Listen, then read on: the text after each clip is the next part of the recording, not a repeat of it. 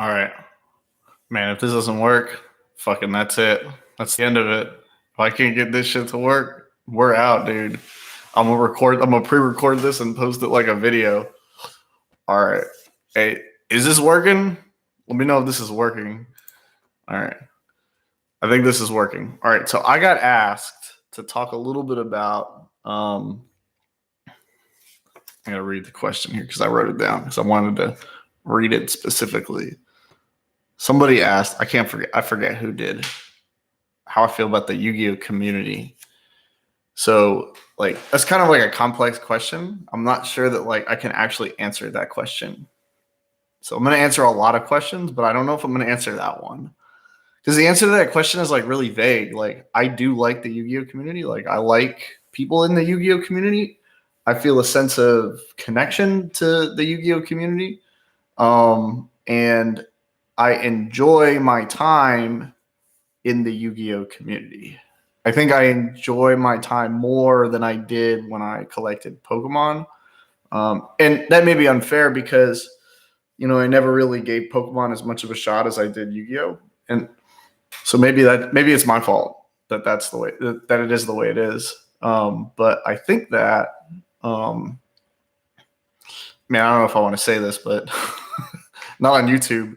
I think Yu-Gi-Oh community is better than Pokemon community, and I think that because I don't know. I don't have any concrete examples.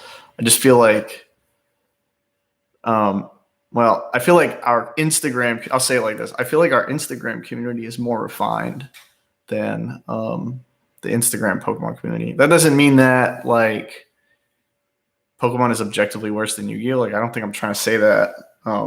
I feel a better connection to the Yu-Gi-Oh community than I do with Pokemon. That's just me. Like, some people may not feel that way, but I feel that way. So I feel, how do I feel about the Yu-Gi-Oh community? So I kind of want to talk about my place in the Yu-Gi-Oh community because I can answer that question. I know the answer to that question. Definitely thoughts on F-Man. I can definitely answer that question. F-Man is a troll.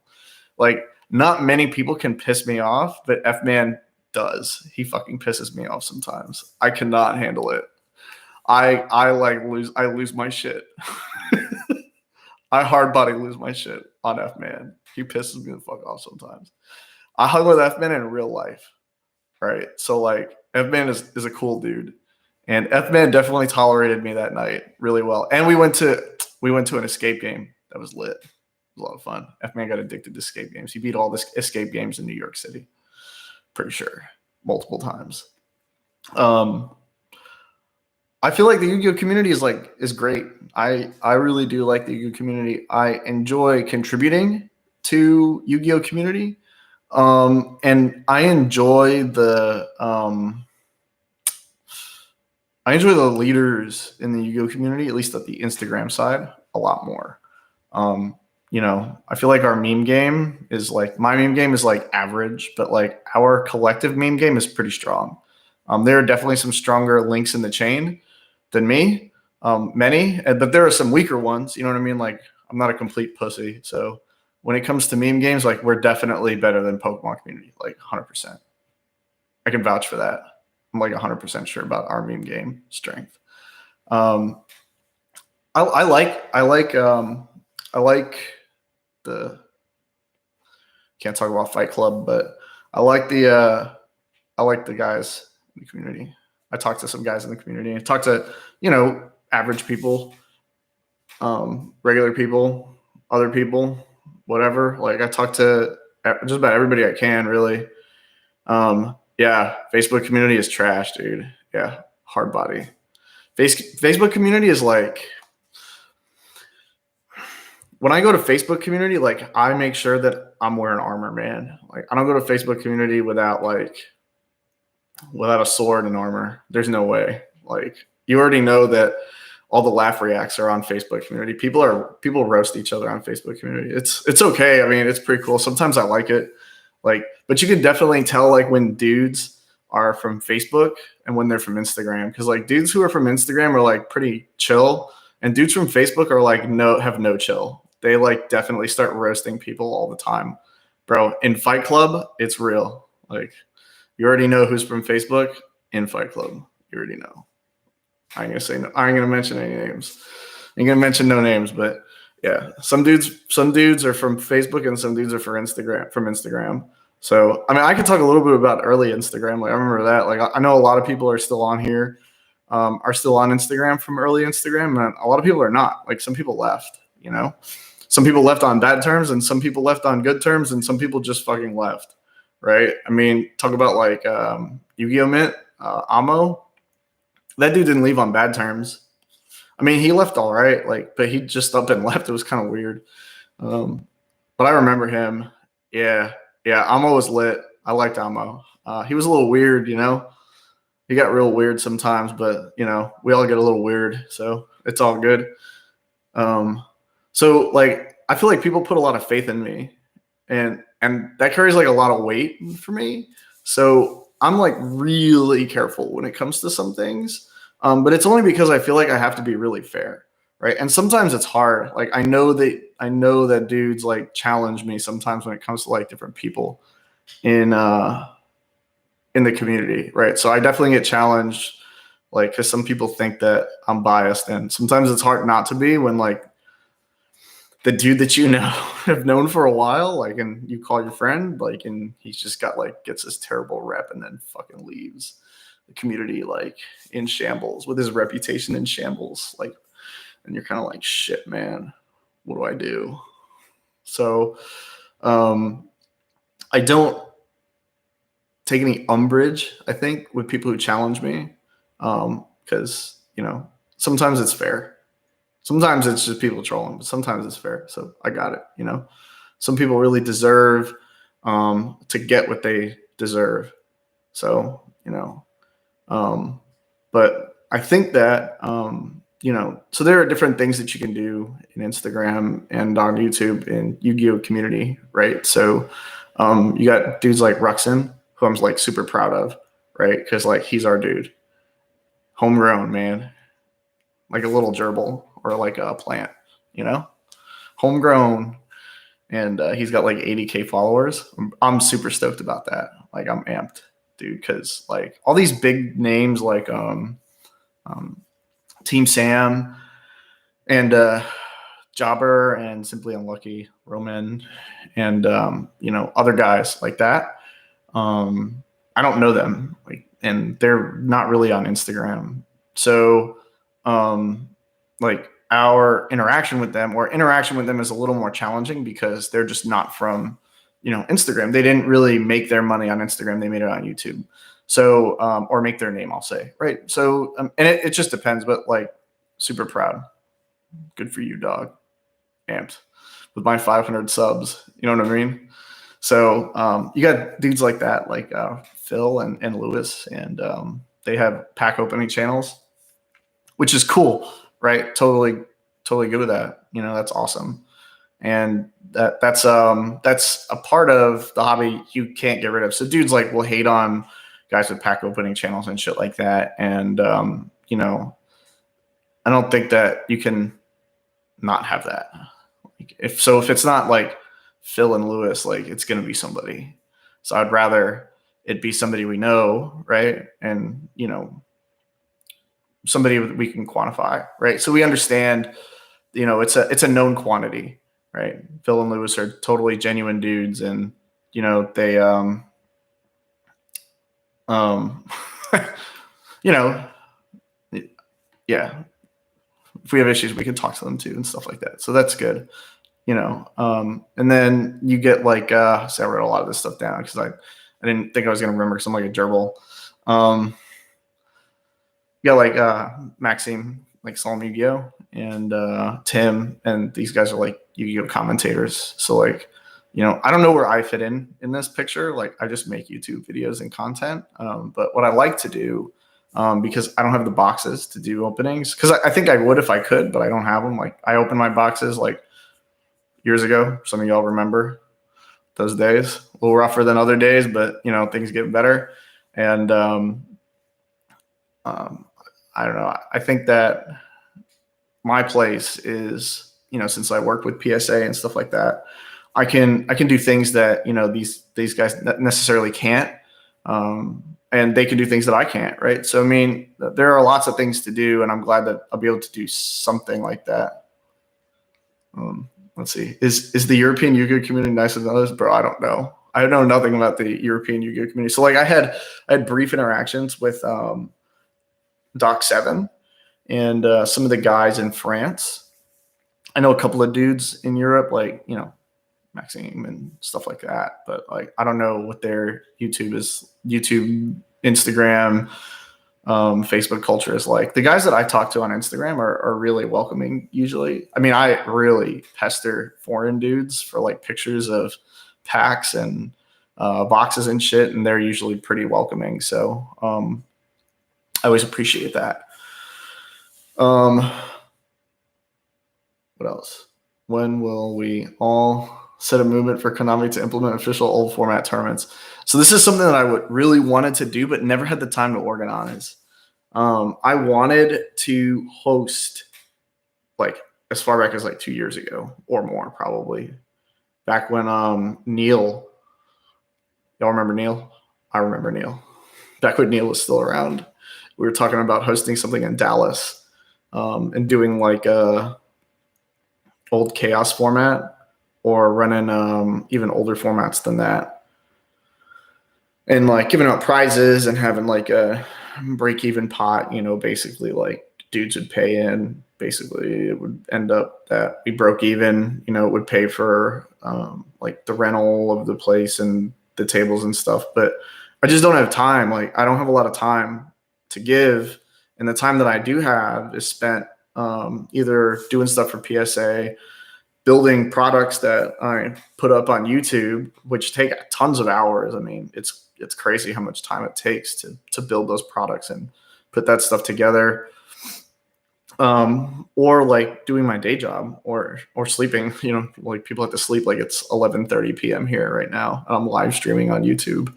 So I think that it would be a great idea. I would love to be a part of the planning and stuff like that, but I can't lead it. Like, I don't have the time to do it. I just don't have the time. It's a great idea, and I love the idea, and I would definitely contribute what I could to it. So if there's somebody who wants to do it, hit me up. I got some ideas, but I just don't have time. My time tomorrow's already spent too. Like way running out of time every day. So I really do appreciate the community, like, and I try to, as much as I can, be a voice of reason. And shit, I'm like, this is not easy to answer this question. So I had to write all this stuff down again. So one of the things that I like to do is be within reach, right? So I think that a lot of guys, as they grow, have trouble remaining within reach of followers and subs and stuff like that. And that's natural, right? A guy like Ruxin isn't going to respond to every single comment on his YouTube. Like, it's impossible. It's just not possible. When you have like 75,000 subs, you can't do it. You just don't have time, So it's tough. The harder and harder, the more subs and followers you get, the harder that thing becomes. And it's already taxing for me the way it is now. So I can't even imagine, like, Phil's probably got like twice as many subs and followers as I do. So it's challenging to stay within reach. But one of my favorite things to do is to talk to, new collectors, old collectors and stuff like that. Guys hit me up every day pretty much, asking for advice on stuff like that. And, I know guys that, say, I don't know why you bother, or, you ought to just build a Patreon or something. I don't really need all that. Like, I don't really want to build a Patreon because sorry, I'm like inconsistent as it is. This is like the most consistent I've been producing content, I think, ever. Like, unless you remember when I was making like daily mail videos, but I can't do that anymore. And it's tough because, like, I'm just time constrained. So I do like to be within reach, and I am trying to be consistent producing on YouTube. And I don't really want to do like I don't really want to do opening channels because I like to leave that to other people. Just the same, like I like to leave GX and 5D specialization to other people. So when you talk about specialization, which is something that I'm a huge fan of, what I'm really talking about are guys that solely deal with 5D, solely deal with GX, or like me, solely deal with Duel Monsters, classic Yu-Gi-Oh. And the nice thing about that is when you do specialize in that stuff, you get guys who can make videos like I do, where you say, okay, look, here are all the reprints for Metal Raiders. I've done the work, right? But it requires like a level of investment that you don't really get when you are like a master of all, or what do you call it? Like a jack of all trades, master of none, or something like that. In the Army, we say you're a mile wide and an inch deep versus a mile deep and an inch wide, so the kind of specialization that you get from guys that stick to 5Ds GX Classic is different than a guy who spends his time doing work across the entire market, say. And that's something that I have enjoyed doing because it gives me the ability to provide insight into like a very specific part of the market and target it. And I think that there's a market for that in GX and 5Ds and stuff like that. Is it untapped? Not really. There are guys there that already do it. So what did Ephraim ask? You think people who have 1,000 followers, but only a couple, oh yeah. So you get dudes who like delete all their followers and stuff like that. So like, I'm not really a fan of that because I think it's like a very skin deep way to approach a public persona, right? So when you do that, what you're trying to do, and I understand the logic, right? Like what you're trying to do is say, I'm so important that I only follow a few people. Like that kind of self-importance is like half baked to me, because people want to talk to guys that like aren't really self-important.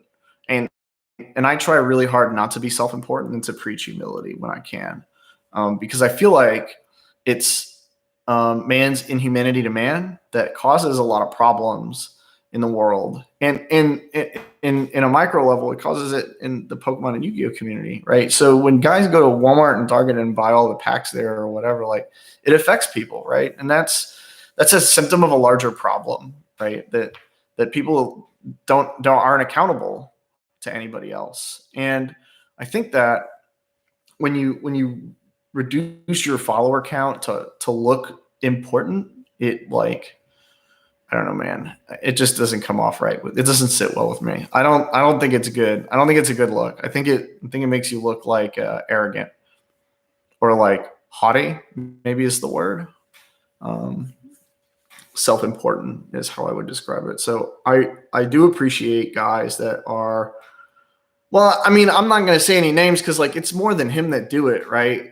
It's the most recent example, and I'm friends with Omar, man. So like, I'm not trying to talk shit about the dude, and he definitely knows a lot of shit, right? So like, he's done his homework, and I can appreciate a guy who does his fucking homework for sure, And it's not like the dude, is a scammer either, right? So people treat the dude like he's a scammer. Like, yeah, like he's a guy about business, man. At the end of the day, like the guy's got to make money, right? So that's what he's trying to do, and that's fine, And I've had many conversations with him where he's convinced me that my way of thinking is wrong.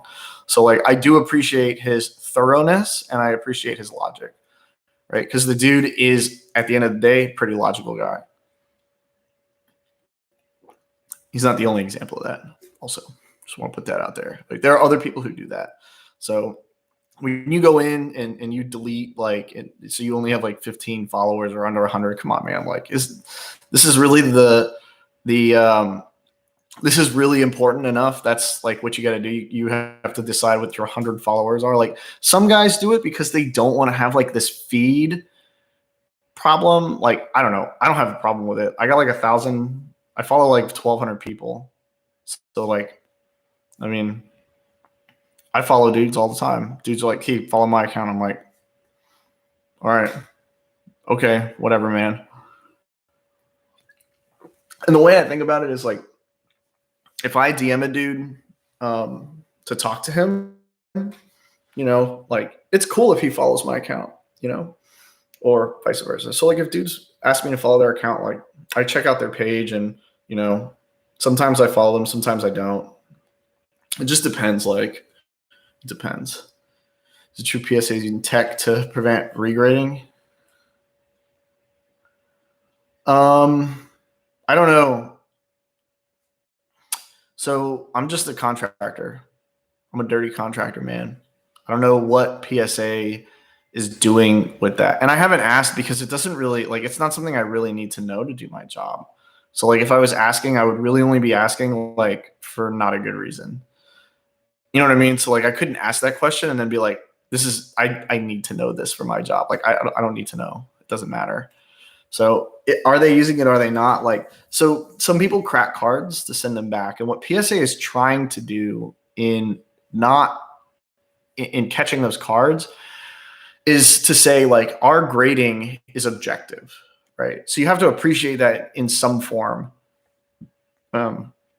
Obviously, there's a human touch to grading. I'm having a discussion with them right now about faded and hollow bleed cards, and I'm writing a white paper on that for them, basically explaining like the function of condition, quality, and things like that. I can't show it to you because like it's not done, so I don't want to put it out on YouTube and then like, have to have changed it 1,000 fucking times. I gotta make sure the stuff that I put out there is done for the most part, or right. So I got to make sure that my logic is good for that. But yeah. So I enjoy creating markets for people to live in, right? That's what I like to do. I like to empower people to be a part of the community. And I feel like if you bring people up with you, right, then you not only make yourself more powerful, right? And that's not really the point, but really you give an enduring meaning to the community that you're a part of, and a life to the community that you're a part of, like an enduring sense of life. And so what you want to do is make sure that you're stewarding your profession. And I say that a lot because I feel like it's a really important thing to do, that not only do you contribute when nobody's looking, but you also give to people who like deserve it, have a good message, and can help empower the community, when you're off, right? Like, I don't want to be the only guy. Like, I can't be a monopoly, and I don't want to monopolize Yu-Gi-Oh! I have no intent to do that. I don't want to optimize the market. I don't give a shit about optimizing the market. I know some people do, but like, I don't fucking care. It doesn't matter to me. Like, one card is enough. I'm good. I got the card. I did it. If there's only one, then like, it's a fight to the death. But if like there's multiple cards, like I don't need 5 copies. If I buy 5 copies, it's because I need trade bait and people won't trade me their cards that I want or something like that. And I do that very rarely. Like it's like like it's low on the totem pole in terms of response. Like I would normally ask to just buy a card. So I enjoy empowering people. I have a lot of fun interacting with people. Like take college student deals. I think he's Millennium Duelist now or whatever. His name changed or something like that. Or guys that do EN collecting now. I don't, at the risk of sounding arrogant, I will say, and I'm a little wrong about this, but I really feel like I created that EN market. Now, people probably collected it. Somebody's going to be in the comments like, I knew about it before you did. Fine, man. That's good. I'm glad that I was able to convince other people and influence other people to collect things that they didn't really know about. And some of those guys like Dylan and college student deals, Millennium Duelists, like they really do enjoy that EN market, like those niche markets. And so it gives people a place to like be an expert, for example. So, these guys can go out and, be professionals and be experts of, niche markets and things like that. And I appreciate that because I think that, it creates more ability for people to be a meaningful part of a community. And I like that because everybody wants to be a meaningful part of something, right? They want to feel a connection to it. And so giving people some kind of like resolve, or I'll say meaning, right? Enables them to have more resolve and contribute more and to be a part of the community and all that nice stuff. Thoughts on Korean first ed cards? Every card that I've seen is beaten to the ground. So, I live in Korea right now, and I have not found a magical place to buy first ed Korean cards. They're extremely rare, to say the least. So, especially the older ones, and especially in first edition. But like when you talk about unlimited Korean cards, like man, you better like those cards, man, for whatever you pay for them, because they are like trash. Those unlimited Korean reprints, man, you can't do shit with those things, man. I would get rid of them. But hey, I probably collected dumber shit in my life. So I mean, if you collect Korean first ed stuff, that's hard, man. That's a hard thing to do. I have many times thought of, do I want to collect all of the languages? And the answer so far has been fucking no. No way. It would be way too painful. I don't think I could do it. Bro, be careful with that EN. That's a huge red pill to swallow, Ephraim. That EN cards are still undervalued. And I want people to not upcharge for them because I'm still trying to complete those sets. It's tough. It's tough to find those cards. And I think that LOB, MRD, and SRL are the easier ones to collect, oddly enough. But again, rarity, like scarcity, is not necessarily the deciding factor in rarity. Demand really is. And so, when you talk about EN, if it's not demanded, like nobody cares. Judgment of Anubis is got to be like the hardest EN secret rare to find, man. It is like impossibly hard to find that thing. Dark Crisis EN cards are above, like it's just wild how rare those things are. I actually found a guy, I forget his name now. I have it on Instagram, who had EN DCR packs that I bought from him a while back, and I opened all of them and I threw out all the wrappers. I'm so mad that I threw those wrappers away because like I could have made so many cool posts with them. Y'all laugh at me like because like I buy all these wrappers and shit. Like I was buying wrappers from Phil just to make like YouTube videos and stuff like that. So I feel good about the community. Like I really do like the Instagram community. Facebook community is trash. I'll say that every time. I don't mind being on Facebook. There's more stuff to buy on Facebook though, so people post a lot more on Facebook. So if you're like a buyer and seller, Facebook is the place to be. But you definitely are going to get laugh reacts on every post. Like you just got to not be triggered by that. You got to be prepared emotionally to go into Facebook and like buy cards and post things for sale, because dudes will roast you no matter what. No matter what. You're gonna get roasted.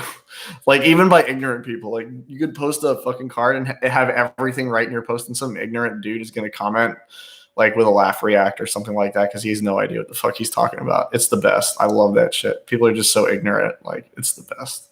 I envy that kind of resolve. Instagram community can be a disaster, man. Like every once in a while, dudes just like go full retard. Like they just like hard body go mob mode. Dudes on Instagram will riot. I've seen like many times. Like it's normally pretty chill and pretty civil. But like, you get those moments where you're like, you have like Ethan Swanson who's going to crack your blue eyes live on camera, and like dudes go mob. It's just, they go from 0 to 120% immediately. Or like Ian, like dudes went 0 to 100 on that. So like I've seen it, like, but usually it's pretty good and controllable. I do appreciate being able to reach most people on Instagram. I can't reach, some of the bigger guys, but I have some reach, which I appreciate. I appreciate my ability to influence where I can for the better. I appreciate being, being able to post and be a voice of reason. And I know that, sometimes dudes just ask me like, hey, is this worth whatever? I don't get anything for that. Like nobody pays me at the end of the day. Like it's just volunteer hours. Like I'm just clocking volunteer hours, man. Whatever. It's fine. I don't mind it. I really like the community and I really like giving back. And I feel like, the more that we give back to the community, the more that we're going to get in return. And there are a couple of things I feel like, are the next steps. Really what we want to do is we want a stable, lasting community. And that's hard to get, right? Because we're so young. The older dudes in the community that like are really a part of it are like maybe 35, 38. So thanks, man. I'm stoked. I don't care about the money. I don't get paid for these things. I just do them because people like want me to do them. It's by public demand. So there's some next steps that I have in mind. Obviously we already get articles published. There's going to be another article published in August in PSA's SMR. I have some things that I'm writing, but I haven't had a lot of time. I have a day job. I moved to Korea. I moved again in Korea to another place in Korea. I have a wife. I have family. I work all day and I come home and I have to study for the GRE. I'm going to grad school soon. Like it's just a lot of work, man. So like I don't clock a lot of hours, on specific things, and I try and split my time up and I try and be consistent with posts on YouTube. So like this is the most I've posted on YouTube in a while. But again, I'm back because people have asked me to talk about specific things, and I want to provide some of the knowledge that I've accumulated in the last year with regard to reprints and packs and stuff like that, and put it out there in the public forum so people can, use it.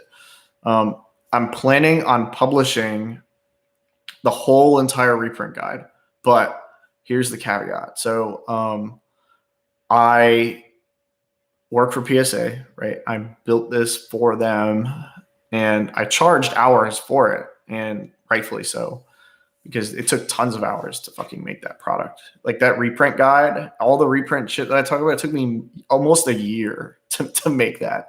I can't tell you how many like old sold listings I looked through to get all those pictures and stuff like that. So I can't post it yet. I need to wait a little longer because PSA paid me to do it, right? So like it would be wrong for me, I think, to tell PSA like, hey, thanks for paying me, but also it's free for everyone else. Like that's not right. So you're gonna have to like struggle with me a little bit while I make YouTube videos, and you're gonna have to watch my lame YouTube videos. And like in a year, I'll put it out on a public forum so everybody can use it. But in the meantime, got all these cool YouTube videos, man. It's gonna be good.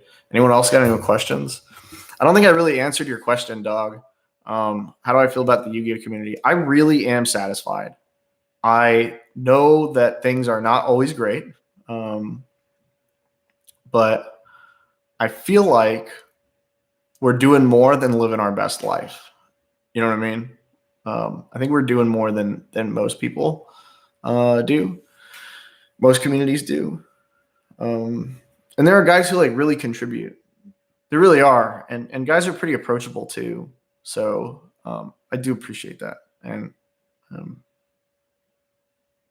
I feel like we're good. Like we're going to do better. And my goal for us isn't necessarily to grow like financially. So, there's different kinds of growth in markets. And I think that, we got the financial growth we needed. But what we lack is standardization in part, right? So with grading conditions, and I think we lack real authorship. I think that like what I'm doing now doesn't really count as like being an author, say. I feel like what we're doing now is good. We have YouTubes, we have guys on YouTubes, we have guys in communities, we have established community leaders for the most part, even if they're imaginary, whatever. We, for the most part, have like a culture. And we have a financially established market. We're recognized. We are recognized, whether people like it or not. Like, we are recognized, and that was the first goal that I had for the community, is that we would be recognized by PSA and BGS as like worthy of publication and like worthy of discussion, greater than thank you for your submission, thank you for your money, here are your 9s and 10s. So I think that recognition was an important step, and we got that 2 years ago when the first SMR was written for PSA, and the continued SMRs that we got. And I think that the next step is to mature the market a little more, and to move beyond just YouTube and like just websites where we sell products. Like, we know we can sell products. We know we have 5-figure cards. We may even have 6-figure cards, like somewhere in the near future. Actually, I lied. We have 6-figure cards. We have price cards. Like, the Japanese price cards are already 6 figures. I'm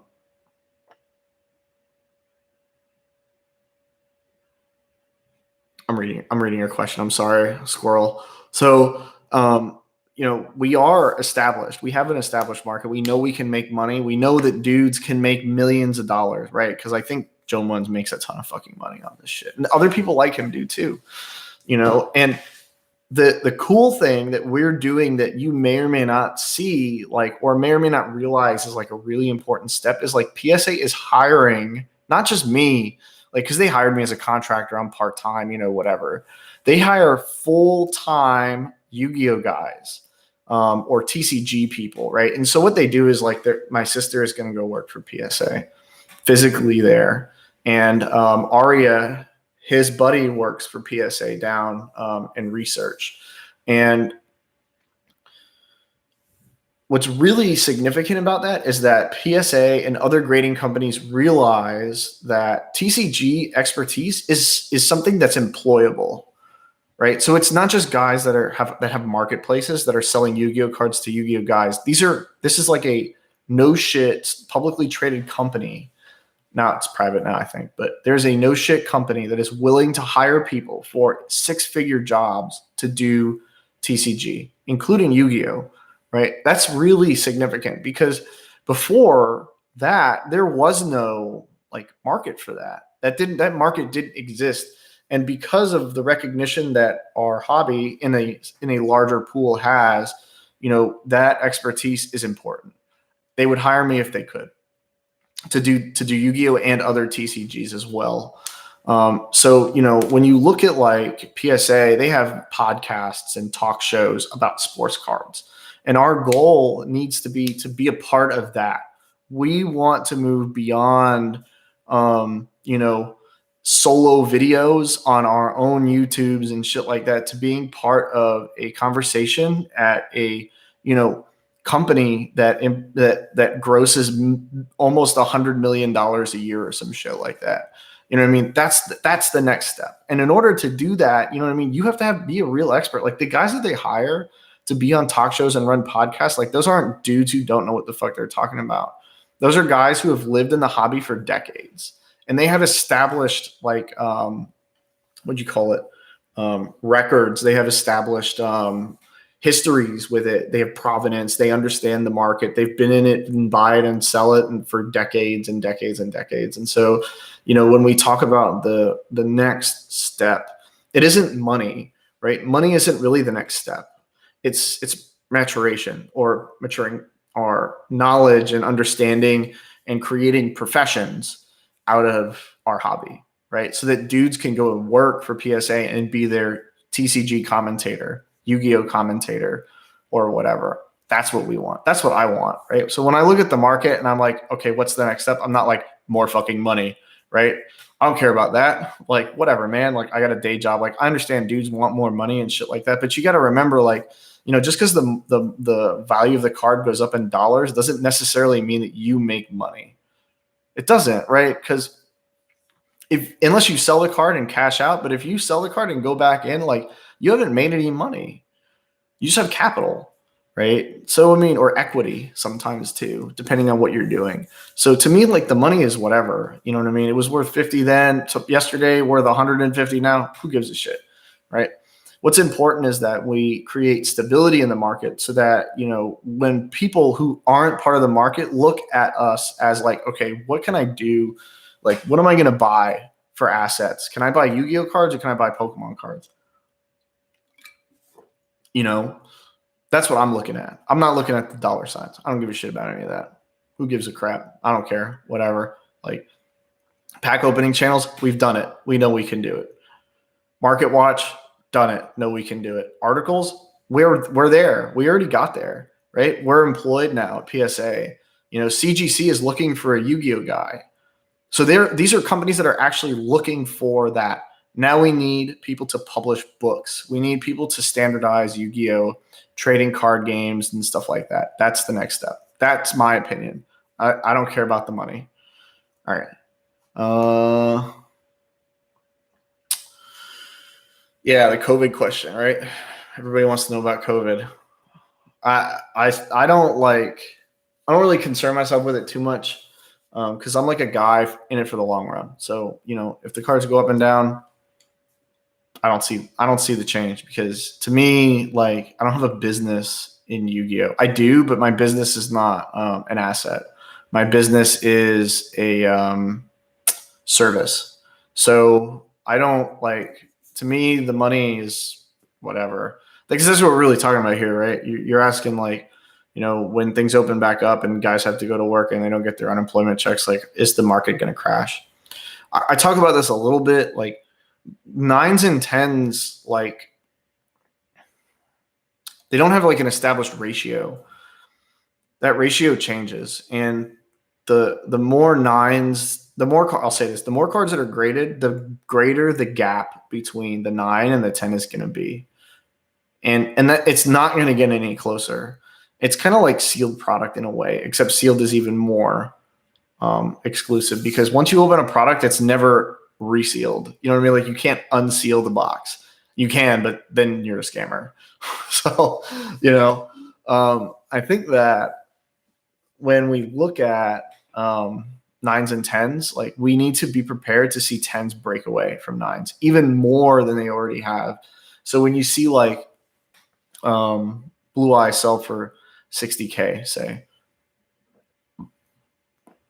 are you going to see that correct? Retrace? Some people are like, it's already retraced. All right, fine, whatever. Are you going to see it retrace from 60K to lower? Or are you going to see the nines drop in price? My argument is always that, you know, nines are going to get hit harder. And everything under 9 is going to get hit that much more harder.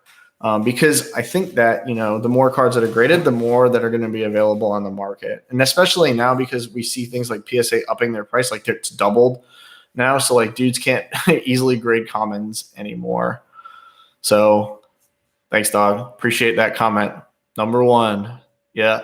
So I think that when you talk about COVID, like I think the market is going to change. Like I don't think the community is going to change when COVID, like I don't know, man. I don't really want to talk about COVID. When things open up, I don't expect the community to change much. The market may, and there are dudes who the guys who, what is it? The guy who stands on the corner of 42nd and Broadway, and he's like, the end is nigh.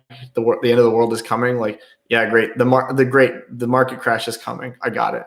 You know, whatever. I've seen it before, and I'll see it again, and I don't care. It doesn't matter to me. But the thing that I always hate to see is guys who are like, as soon as those unemployment checks stop coming, guys are gonna like, you know, stop spending so much money. Like maybe like Meta might get hit because guys can't go to like the store and drop their unemployment check there. Like modern stuff is gonna get hit because guys like who are not like me, who are buying the new stuff that they can afford. You know, that's going to get hit because they may need to sell or whatever. Like I've seen it, you know, guys stretch too far and then have to sell all their stuff for a loss, or like, you know, I don't know. Who's it? Those cards you envy? The guy on Instagram who like sold his whole collection and was never coming back until the market crashed because it was going to crash. And then he came back and like ended up buying cards like in the market didn't crash. So The market has been about to crash since 2018. So like, I mean, to me, it's like the crash that never came. So, and I'll probably get like an MBA to answer your question. I don't really want to talk too much about where I'm going to go to school and stuff like that. But will we just see those not interested leave? I think that one of the important things that we need to do is make room for people in the market. Like we need to be inclusive. And I don't want to say that and like sound like at the risk of sounding like woke. I'm not woke, man. Like, but here's a real big red pill. Like if you push people away, they go away and they don't come back. We don't want to do that, right? Because if you push people away, you shrink the market, and then now there's less capital in the market, you could at least say there's less volume in the market.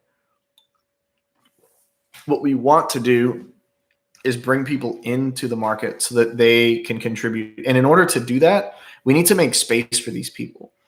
So, what I tell people all the time is, I don't need or feel the need to collect Gem Mint GX cards.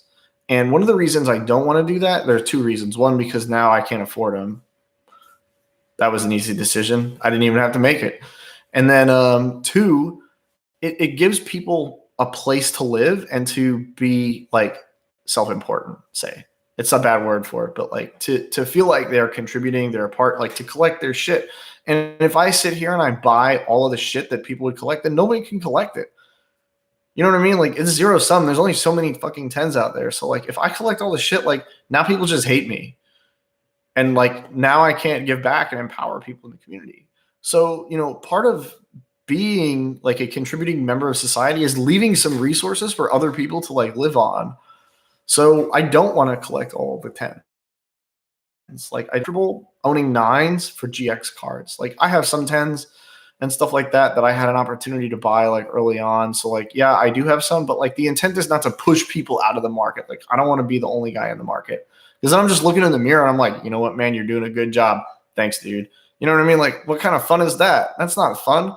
So I don't want to do that. Like I feel like the more people we bring into the market, the better and stronger we become. We put more links on the chain. Like guys go out and specialize in shit. Like Starlights is a great way for guys who are just coming into the market to like have cool sets, like sets of Gem Mint Starlight rares. You know what I mean? Like I would love to be a part of that. I just don't have any money to spend on Starlights because I'm so busy collecting other shit. So like I'm super fucking card poor all the time.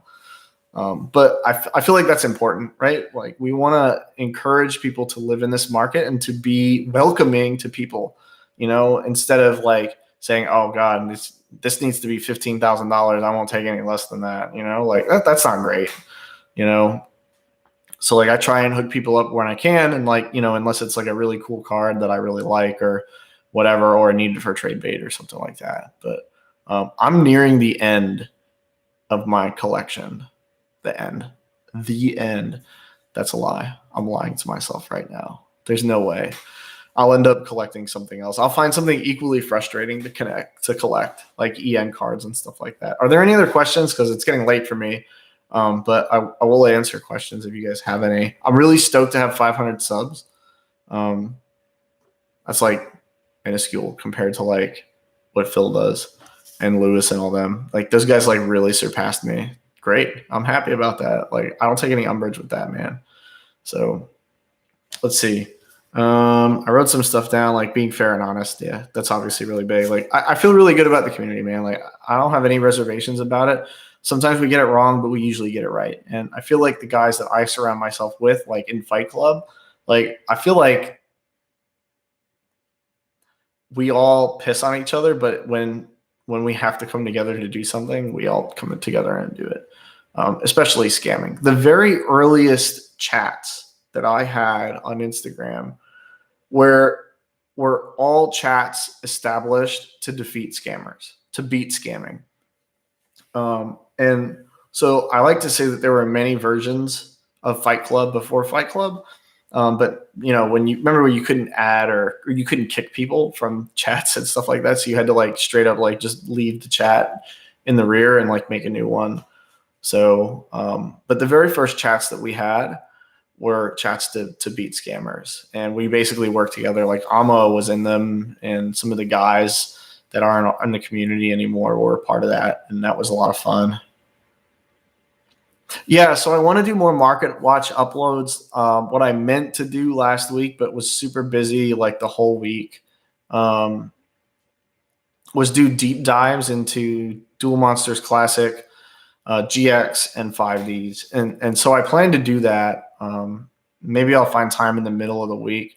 We have like a 4-day weekend this week for 4th of July. So maybe I'll do like a 4th of July special or something. I'll do like 3 videos. But one of the things that like I have to do is balance my time, because I do like so much shit that like I just can't. I don't come home and like just make YouTubes. I come home, I work for PSA, like I talk to people. I'm married. I think I said that, like, you know, so like there are other things that I like to do. More high-end trades in the Yu-Gi-Oh community. Like, how much more do you want? Like, we do a lot of high-end trading in the Yu-Gi-Oh community, man. Like, I usually leave him for Maxime. I mean, Maxime covers him pretty good. He's always like really excited and like has this like super awesome like setup, and is like really has really good YouTube editing skills and stuff like that. Like, I don't have any of that. Like, I'm just a boomer who can barely get his like live streams to work. But you know, I like that. I like that we can do high end trades, and I facilitate some of them only because like I want to see the market be trusted, you know, and for people to feel comfortable and safe in the market. And I don't like live on Facebook or Reddit or anything like that, but I live on Instagram. And the reason I live on Instagram is because Instagram made me, right? And I always want to give back to Instagram because I feel like it deserves it, right? The community deserves it. There's all these dudes like, you know, followed me and believed in me. And, you know, I feel like if you live right and believe in yourself, other people will believe in you. And so, you know, the hardest part there is living right. And well, for some people it's believing in themselves, but you know, that's not me. I'm an extrovert, so I believe in myself. But sometimes it's living right. Like, you got to do what's right. And not everybody does that, right? Some people, like I said, leave with their reputation in their hands as they walk out the door. And yeah, so when we talk about ENs, I'm talking about ENs from Master Collection. Master Collection 1, Forbidden Legacy. Dark Crisis EN comes from Gladiator's Assault European boxes, and FOTBSE is IOC EN. BPT.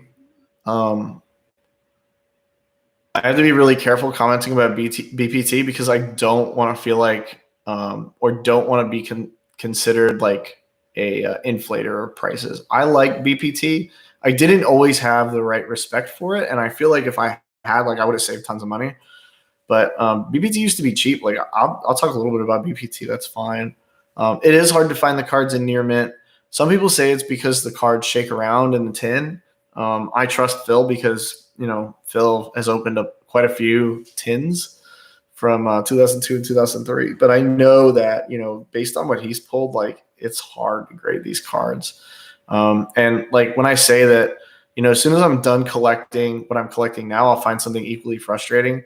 I've already done that. Like, I'm living that hell right now. When I finished or was about to finish collecting the 243 foils in LOB to AST, right? 22 per set, 11 sets, 242 plus corrected art, 243. So when I was almost done and all I needed was enemy controller and gear golem and like stone statue, I started to collect promos and starter deck stuff because I couldn't find the rest of the stuff that I needed. So I just wanted to collect something. So I traded a Crush Card Virus, PSA 9 for like a starter deck Kaiba, Blue Eyes, and DDS. Like, Yamato and we traded all that stuff. And everybody told me that I was ripping him off, and like, I already knew what was going to fucking happen. And I feel like he got a good deal, and I think he feels like he got a good deal too. So I was fine with all that. I like BPT. That some of my earliest memories are getting a BPT 10. Like I got a BPT 10, like a 2002 10 when they came out. I remember getting it when it came out.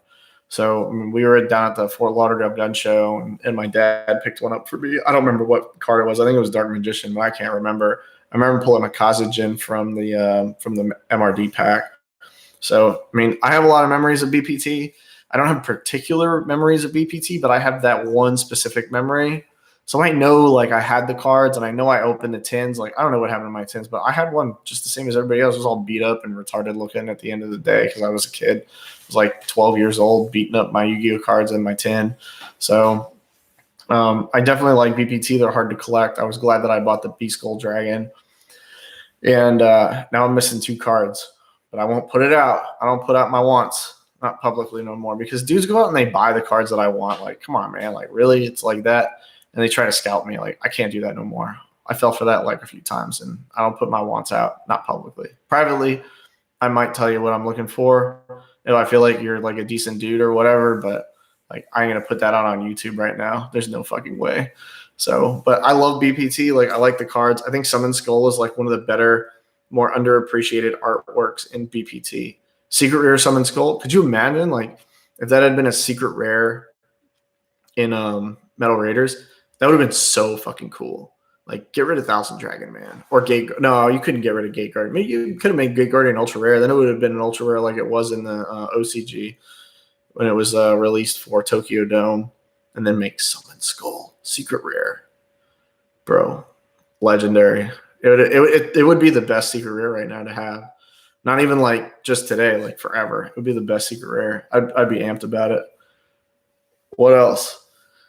Should I make this public? Should I publish this? Should I actually publish this live stream? I may or may not because it's like an hour long. Any other questions?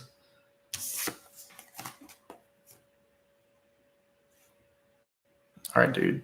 Well, I'm glad that you asked the question. I'm always stoked and super proud to be part of the Yu-Gi-Oh community. I'm serious about that. I'm super serious about it. Like I really, I'm really amped every day that I get on and talk to y'all.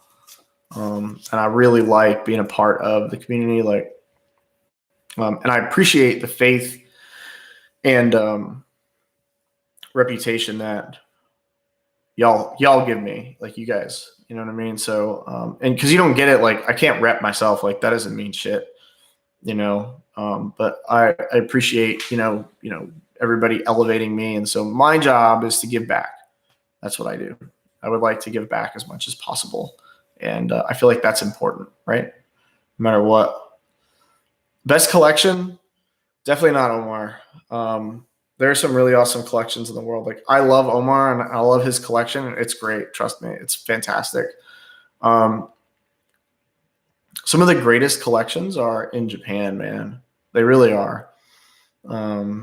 Like Yugi Old Card and guys like that who own those prize cards and whatnot. Like those are some of the best collections that exist. Like when you talk about collections on Instagram, though, they're like vintage, Jason, or I'll tell everybody Instagram handles because not everybody knows people by their first name, but strictly vintage, JCVB, Iraqi, duelist, Thug Noodles, like who's the guy with the prize cards? Joe Munns is great, like Four Nation Games. Oh geez, what's his name? I forget now. Asian Yensation, that's his name. Yeah, Asian Yensation, awesome collection, amazing.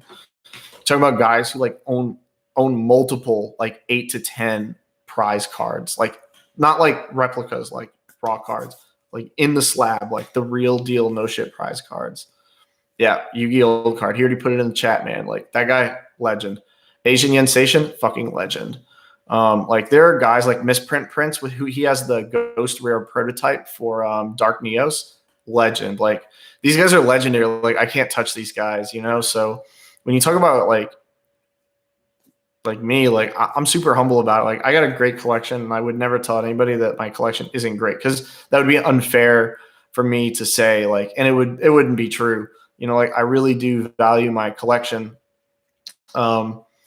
like more than the like. I don't give a fuck about the money, man. Like people are like, "What's your collection worth?" Like I don't know, $300,000, $400,000. Like who gives a shit?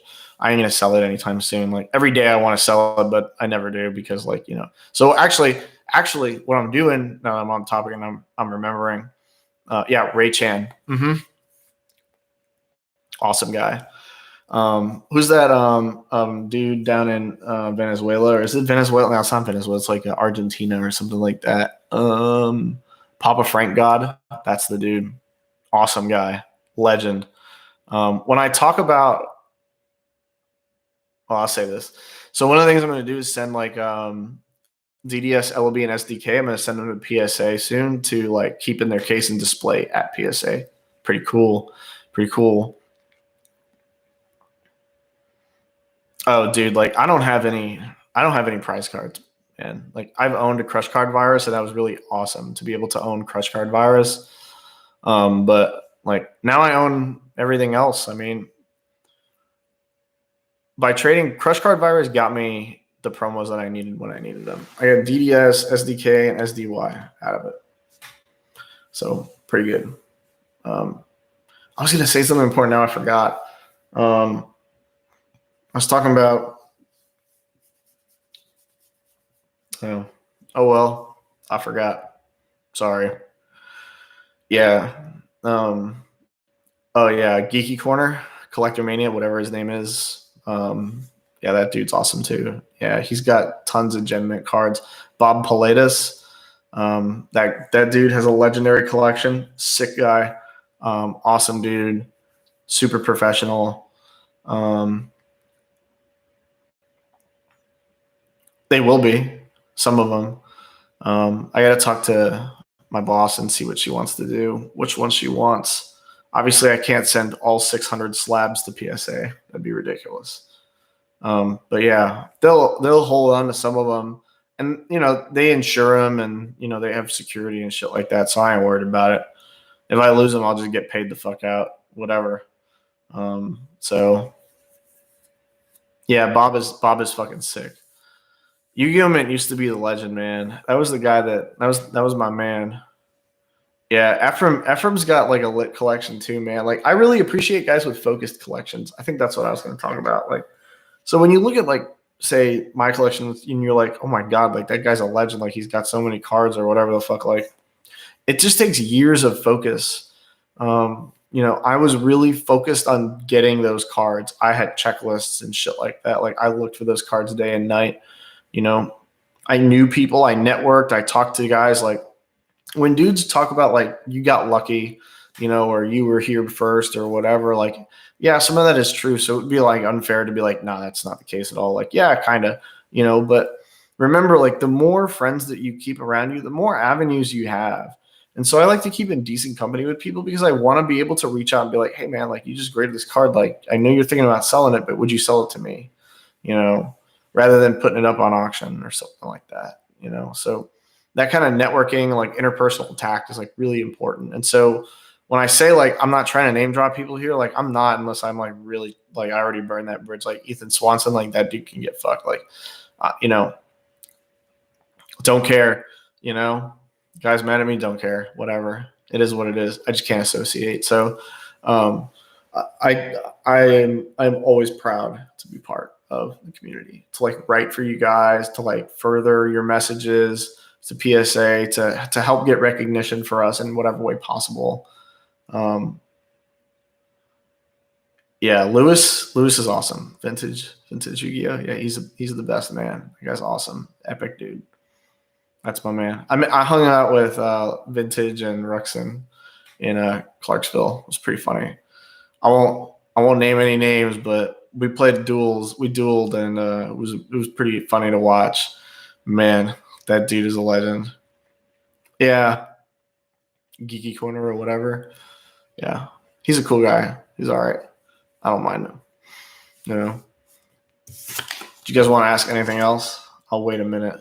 See if you guys want to ask anything else. What did I write?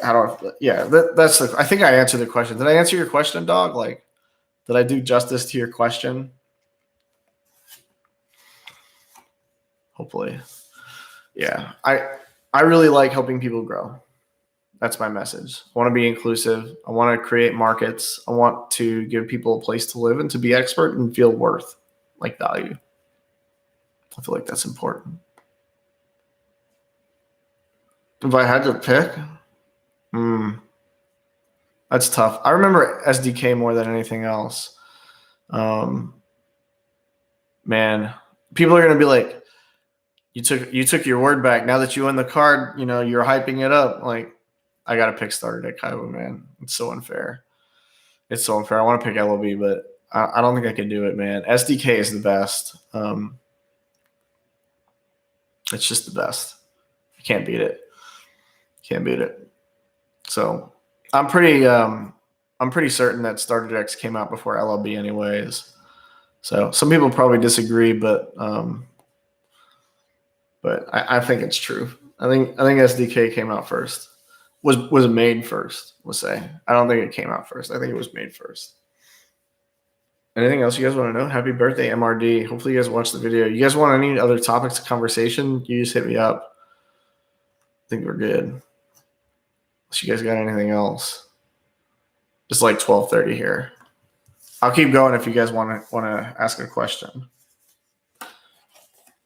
I got asked this one time. I'll say like some people were like, you should set up like a Patreon. You should get compensated for what you do. Like, I appreciate that, like I really do appreciate people trying to look out for me. I really do. Like, and I'm not trying to like, tell people like, oh, I don't deserve it, like, or whatever. Like, it's not that I don't think I deserve it. Like, I could do it. And if I invested the right amount of time and like took the time to build a Patreon and stuff like that, like part of it is the commitment to making consistent posts and to deliver consistent content. But the other part is like, I want the information to be accessible. And one of the reasons I want it to be accessible for everyone else is because it was accessible for me, right? So I don't want to charge people for the information because I didn't get charged for the information. It's not like when I went to Papa Frank, God, like he was like, oh yeah, I'll tell you anything you want to know, but you got to subscribe to my Patreon. Like the dude told me what I wanted to know. I asked him questions and he answered them. So why would I go around and charge people for information that I got from him for free? That's not fair. I don't like that. That doesn't mean that everyone with a Patreon is a bad guy. It just means that I don't want to do it. I haven't felt the need to do it. And that I enjoy being able to contribute to people who want to turn out for something like this, for example. Posters are cool, man. Like, I like posters. You just call them ads, like, because people collect ads. I like them. I have a few. It would be cool to like own every one of them, but like, I don't know, man. Like, some people overpay for posters. Yu-Gi-Oh! Prodigy, talking to you, you know what I mean? But like, I think that, I don't know, man. Like, I don't know if you're gonna get your money back on those posters, dog. I don't know what to tell you. Like, I'm glad that you like those posters, and like, I am, like, I really am, and I'm glad that people enjoy the ad stuff. I know Strictly does a lot of ad stuff, which is cool. Yeah, the banners, like I look at, so like I don't tell people a lot of this stuff, but like when I look at certain Yu-Gi-Oh products, I'm like, man, that would be so fucking cool to buy. And then I look at my wallet and I'm like, fuck, I'm saving up for another card. Can't buy it. So there are a lot of things that I look at and I'm like, this is a really cool card or whatever, but I don't want to put the information out because I don't want people to go and like hype up markets that I'm like, you got to buy this card. Like, this is the next card that's going to be $1 million. Like, make your money on Yu-Gi-Oh! Yu-Gi-Oh! Collectors hate him. Click here and see why. Like, I don't do none of that, man. Like, I don't care. Like, collect what you like. And I like to let other people have their own eureka moments when they see things and to hear what they think. Because if I'm constantly shoving information in front of you, like, collect this, collect that, now you're just collecting what I collect. That's not cool. Like, I don't want to, that's like, again, like the thing I said a while back, like looking in the mirror and be like, good job, guy. Yeah, no problem, dude. So, BPT 10s, I paid $4,000 for the Dark Magician. Overpaid. because a couple months from there, it auctioned for like $2,600. I paid $33 for B Skull. Don't regret it. Love that card. I paid what I pay for Gearfried $650. Overpaid. Don't regret it. What else? Summon Skull. Paid $2,000 for Summon Skull. Don't regret it. Love it. I think Summon Skull is like the most underrated BPT card there is. I think that card is dank. And I think Dark Magician is the best from the set. I think that no, I think I paid $800 for 2003 Dark Magician. I know I paid like $2,000 total, I think, for Dark Magician and Lord of D. I can't remember. Maybe it was maybe it was 2K. I don't think. I don't know. I think it was 2K for Lord of D and for 2003 Dark Magician. Man, BPT Blue Eyes would be so much more expensive if they didn't have, like, imagine if they had taken the 003 and put SDK art on it. Or if they took the JMP and swapped the art with, or put the JMP art on there. That'd be so cool. I'd be amped about it. Oh, what if they had released, like, the God cards in the tins? That would also have been cool. Damn. Shoulda, coulda, woulda 20 fucking years ago. Missed it. I think I paid like $550 for XYZ, and I think I paid like $900 for BPT Jinzo. And trying to, because I'm done with 2003. Buster Blader was like $300. I think CDN Yugioh hooked me up with that. I'm trying to remember what else is there. There's fuck. It's getting late. Hitting the point of diminishing returns here, folks. Dark Magician is 7. 8 is Buster Blader. Not Buster Blader. Yeah, Buster. No. I can't fucking remember. XYZ Dragon Cannon is like the last one, or Gearfried's the last one. XYZ Dragon Cannon, Jinzo, and then yeah, I guess it's Buster Blader, right? Yeah, something like that. I love BPT. I put it together pretty quick because I thought that the prices were going to jump. I felt like if I didn't collect BPT when I did, or when I would have, I'm trying to think about the tense here by English. I felt like at the time I needed to buy it quickly because the prices would jump, or it would get hard to collect. So I bought the cards that I could when they became available. And I was kind of right. I mean, but it's hard to be wrong in a market that's always growing, right? Because guys are like, oh my God, this is going to be 8K tomorrow. And like, they're never like wrong, but like, but in degrees. Because they could always be back. Like, they could always come back and be like, oh, it didn't go up as much as I thought it would, but it went up. I told people this stuff like early on in like 2019. I was telling people this stuff. I made all the videos private, so you can't see them. But sorry. But when you look at cards, like an investment, say, right? So you look at the card and you're like, okay, like this is better than investing my money like in the stock market. So at the time we were talking about CED. And in 2019, Chaos Emperor Dragon was like $550 in PSA 10. That's it. It was like that. And I think I sold mine. I think I bought it for $450, my first one, and I sold it for $525, I think. And at the time, I was telling people basically this. When you look at that card and you say, okay, by the end of the year, this card is going to go up from $525 to $600. And when you look at that change, you might be like, that's not much. It's like $75. But when you look at that, like, think about it like this. That card went up almost 12%, right? That's pretty good, actually, when you look at like the market and larger stock trends, right? You can make tons of money on stocks if you do it right. But 10% is not bad growth. So when you look at stuff like, say, I don't know, say Raigeki, right? Raigeki in 2019 was like $400 or less. And by the end of 2021 now, or by the beginning of 2021, or you say like last month, 2021, it was $2,300, right? So 19 to 20, 20 to 21. So in 2 years, that card has gained almost 500%, right? Because 8, 12, 16, 20, right? It's more than that. It's like 700%. That card has gained tons of traction. So, oh, Ken's here. How are you, dog? It's been a while. Blue Eyes Toon has an interesting history. So, and I'll talk a little bit about it if you want. So,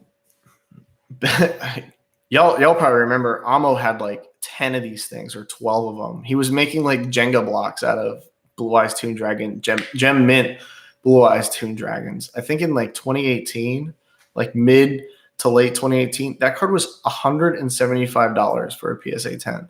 That was it. Like it cost like almost nothing. At that time, you couldn't even really like sell Serpent Knight Dragons. Like anything less than a 9, and it was just like basically grade F dog meat. Like you couldn't do anything with it. It was just a brick.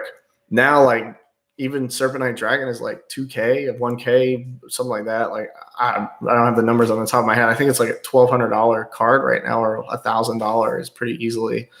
So when you look at Blue Eyes Toon Dragon, between just call it June 2018, right? Because it's June 2021 right now. So 2021, that card went from $175, because that's what I paid for mine, to like almost 4K. Just call it $3,500.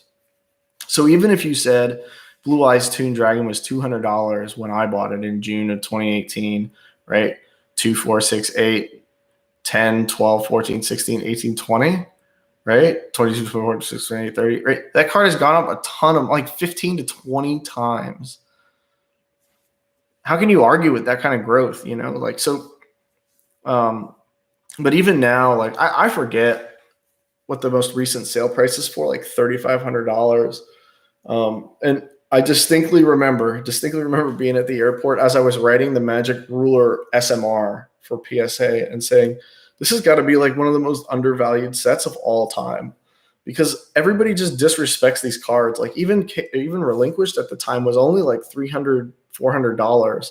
Now you can't get it for like less than $900, which blows my mind. Even the started at Pegasus, I'll say this, it's got to be more than $900, because SDP Relinquished is like $850, $900 now. So it's got to be like 15 bills for a Relinquished. But back then it was like $300. It was like nothing. Dudes were buying Gem Mint super rares from MRL for like $40. That was the going rate for like PSA 10 super rares at the time, like generic vanilla super rares. So yeah, it's an interesting history to look at Blue Eyes Toon Dragon and how disrespected it was for so many years. And like now dudes are just looking for EN copies of them, for example, and paying like $50 to $100 for them, which is crazy to me.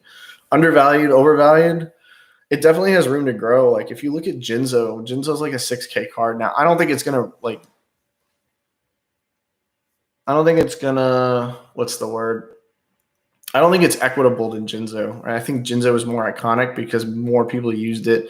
It's an anime card, just like Blue Eyes Toon Dragon is. Like it has its own life. Like it's a major card and a major character in both the TCG and in the TV series. So I don't think that it's ever going to be like just as expensive as Jinzo, but it has the potential to. There's no reason why it couldn't be necessarily, because people really have taken a liking to Blue Eyes Toon Dragon. Yeah, SRLEN.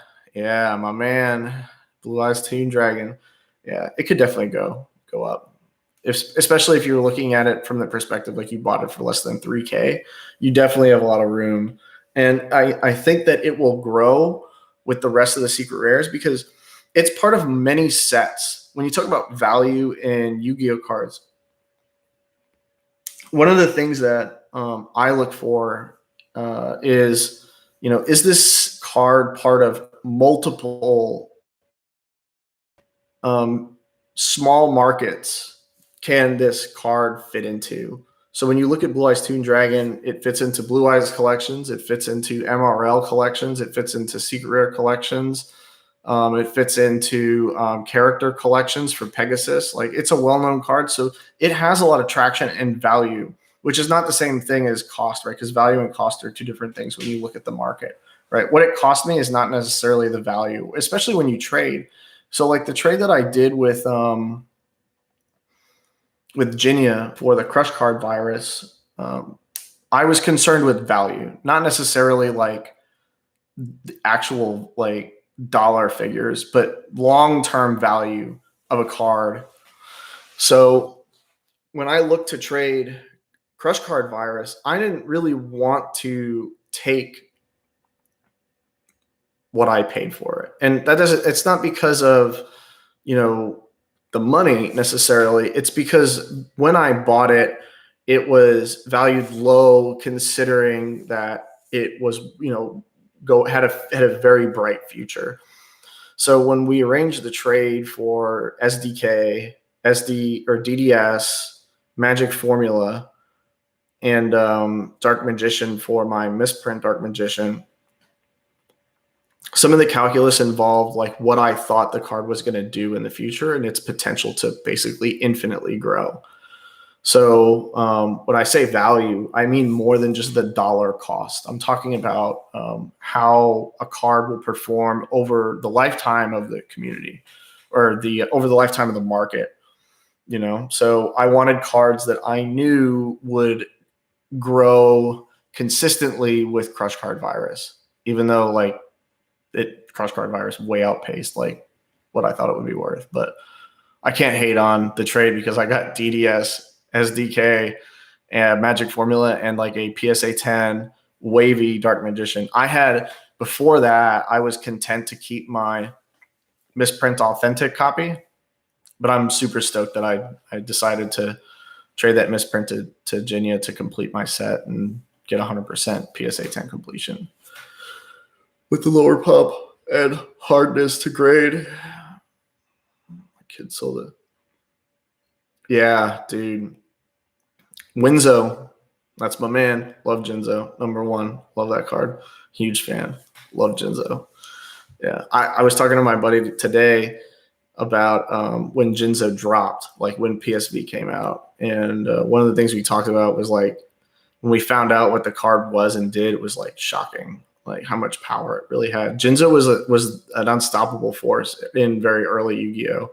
And everybody played Jinzo. Even dudes who like ran Fiend decks or Warrior decks would sometimes play Jinzo just because it was that powerful. Jinzo had like this awe-inspiring power, but nothing was worse than people using Snatch Steal on Jinzo.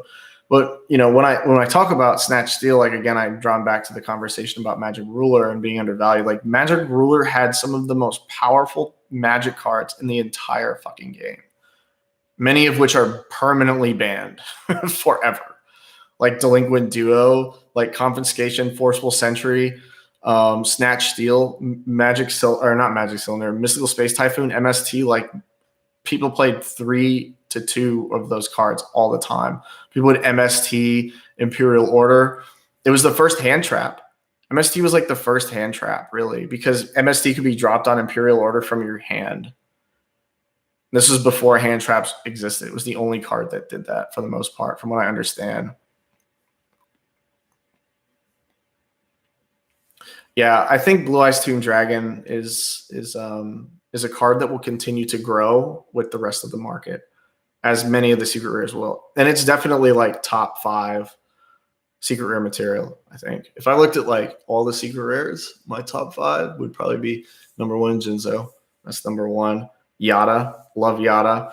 I have this affinity for Vampire Lord. I don't know, like, if you guys remember Yu-Gi-Oh! In like 2003, but Vampire Lord, when Vamp dropped, it was massive. Dudes would Dark Hole and Raigeki, and Vamp just came back. There's no way. Like Mirror Force, Torrential, never worked on Vampire Lord. So when I played Ruxin a lot, like I made him build a DCR deck, like a February 2004 deck, because it's pre-chaos. If you play chaos, like everybody plays chaos. You can't not play chaos. But if you go back just one format before that, there is no chaos cards. And so people run Fiber Jar, Vampire Lord. Like Fiber Jar's got to be the most annoying fucking card in the whole game. Like the whole game. It just resets the whole game. It really, you get 2 resets with Fiber Jar. Can you imagine 3 resets? It's wild. I loved Fiber Jar, man. It's such an awesome card. Feels bad for dudes who like get it used on them. Blue Eyes Toon Dragon is GOAT. I love Toon Dragon, and it's in a great set. I really think that Magic Ruler is a great set. I remember buying boxes of Magic Ruler for $60. That's how much they were in like 2011. Number 1 is Jinzo. Top 5 secret rares. Number 1 is Jinzo. Bro, I gotta go Vampire Lord number 2. Like I love that card. I love Vamp. I love it. And the artwork is so sick. Super underappreciated. I think it was an ultra rare in the OCG. Yada. All of my favorite secret rares are cards that are playable. Like Ring. I don't know if it's top 5 for me. I gotta say Gemini Elf because everybody ran Gemini Elf. Skull. Skull. CED. Should CED be a top 5 for me? I don't know. I know which cards are not my top 5. So I said Jinzo, Vampire Lord, Gemini Elf, Yada, Gemini Elf, and then, dude, do I pick Magic Cylinder? This is a hard choice. Huge choice. Fuck. It's a hard question to answer. I love all those secret rares, man. And really, like, all I did was collect the things that I loved, like, and I remembered. That's why, like, I tell people, like, you need to find a home that you're comfortable living in the Yu-Gi-Oh market. You need to feel like you're doing something that you like. Like, you don't need to collect what I collect, man. Dark Magician Girl. Damn, I can't believe I forgot about I totally forgot about Dark Magician Girl. It didn't even occur to me. That Dark Magician Girl was a choice. I can't choose DMG. I don't put that in my top 5. I love DMG, but I just don't. I can't top 5 it. I like Gemini way better. And then, God, do I pick Magic Cylinder? Magic Cylinder. I guess I'm gonna pick Magic Cylinder. No, Ring. I love Ring. I love Ring of Destruction. I gotta put Ring on top 5. Ring of Destruction. So it was Jinzo, number 1, easy choice. Yada, Vamp, Gemini, Ring of Destruction. That's it. No injection. Injection is definitely top 10, but I don't think I could put it. I don't think I could put that top 5. I think I got to stick with it. Injection was a really powerful card when it was, during in the golden age, in the golden days, man, the golden days, like when I played. It's a one-sided perception for sure. I guess I rate all those cards like that because I remember playing them. I mean, Gemini Elf was like the first card that people legitimately used to do max rarity. So before max rarity existed, before reprints, I know that's wild, right? Before reprints and errata, Gemini Elf was max rarity. And so what dudes would do is they would play Gemini Elf because it was secret rare, even though cards like Luster Dragon and Arcfiend Soldier and stuff like that already existed. And so that was like people's first attempt at max rarity. The other things that were max rarity attempts, like even earlier than that, were like Change of Heart and Monster Reborn and Dark Hole. So if you know your history, started at Kaiba and started at Yugi have Monster Reborn, Change of Heart, Dark Hole. Like, so there are Maneater Bug, Trap Hole. Like those were the first attempts at max rarity. And so dudes would go out and buy the ultra rare Monster Reborn to play rather than playing with the common. And this was a known quantity back then. People knew that like you could bling your deck out, and people attempted to do it. So there was a max rarity culture before max rarity really existed. And that's how people did it.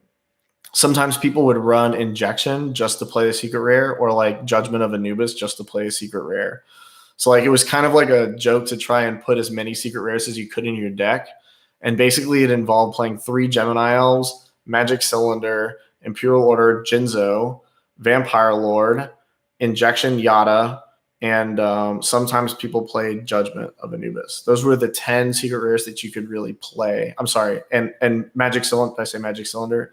And Judgment. You know what I mean? So those were the most playable secret rares that existed back then. Even Judgment wasn't bad. It wasn't a bad card to use. It would just had a lot of qualifiers that some people didn't want to draw, you know, or didn't, because you couldn't draw it and win the game. Like it's never Raigeki. So I want Konami to unban Pot of Greed. That would be so fucking cool.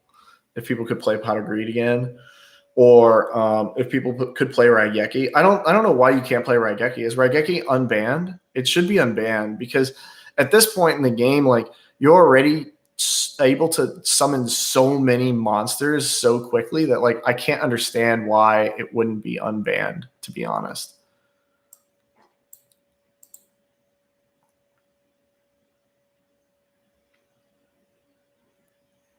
Yeah, that was another card I picked up because I felt like I would miss the market on SDJ. So it's frustrating to see all these like cards that I thought were shitty like become worth like thousands of dollars, because like now I got to go buy them, and now I'm hurting going to buy them because like I said, I didn't expect some of these cards to jump so much.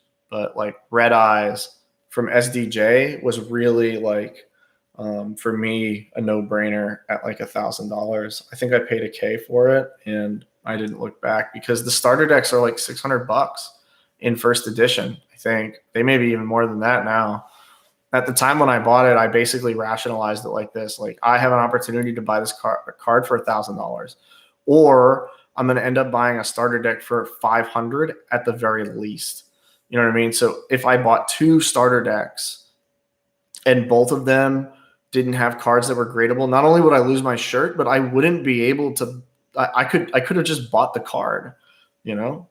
So yeah, it was bulk, dude. It was bulk, dude. Like yeah, it was trash. Like nobody gave a fuck. Like even SDK, even SDK and like SDY, like back in the day, Jenny, I'm sure you remember, they weren't like shit, man. You know, they weren't shit. Like SDK and SDY, they were nothing. I mean, those starter deck cards were like $300. You could get a PSA 10 Dark Magician for like $250, $275. Like in Dark Magician of Chaos, or Chaos. What's the IOC card? Black Magician of Chaos or whatever it is. $275. BLS $375. Cheap. 2018, the way to go.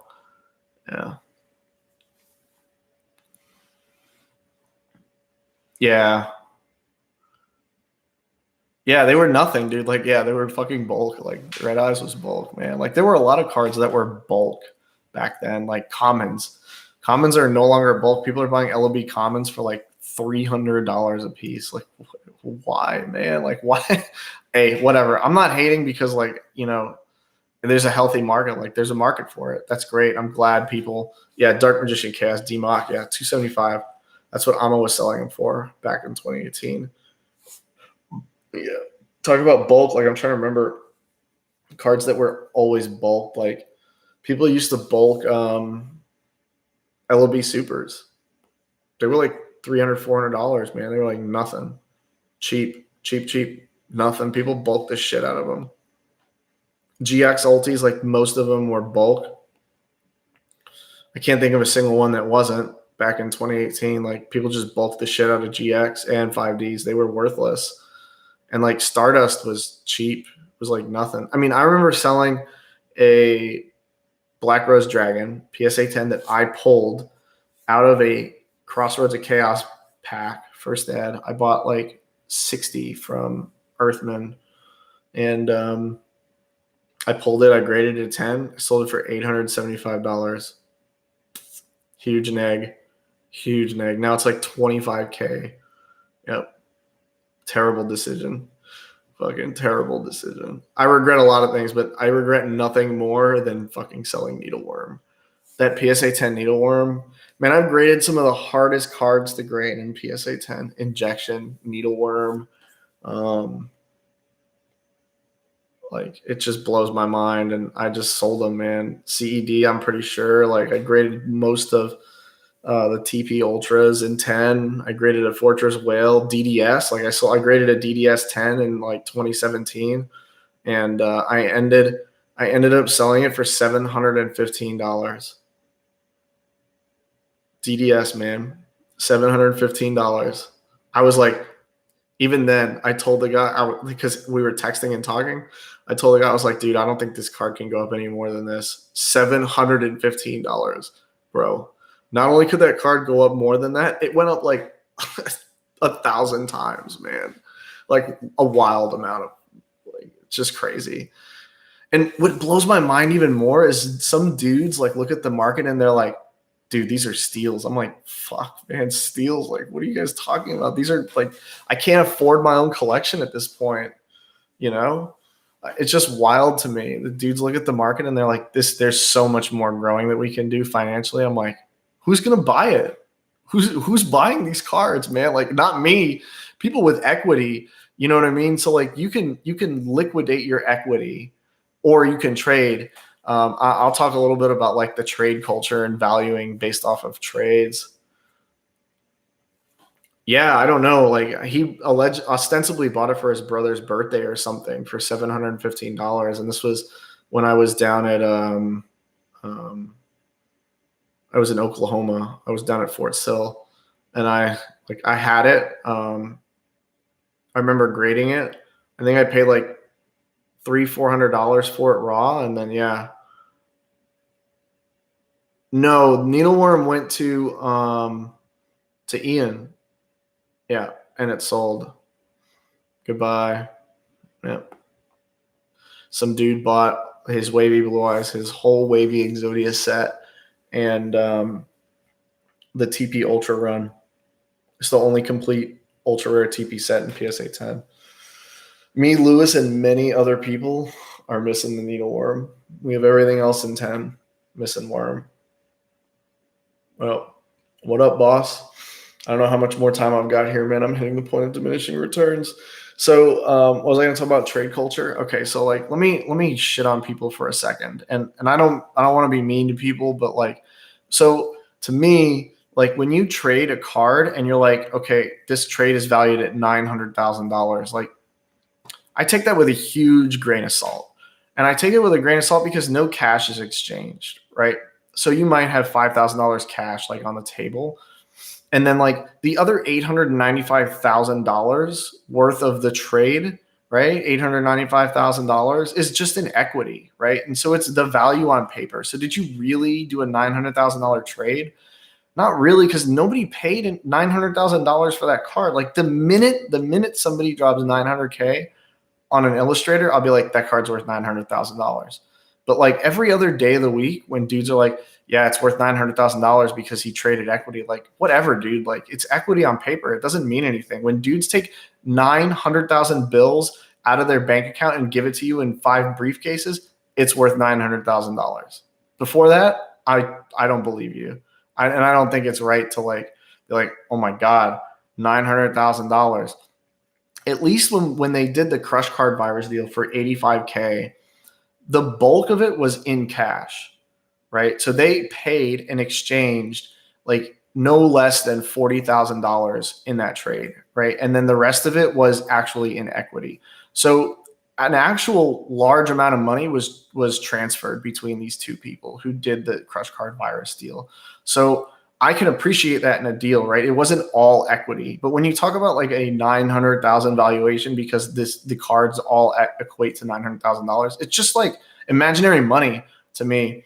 It's just dudes making up numbers. You know what I mean? When I traded with Jinya, you know what I mean? And Jinya and I were arguing about value and price, which aren't the same thing.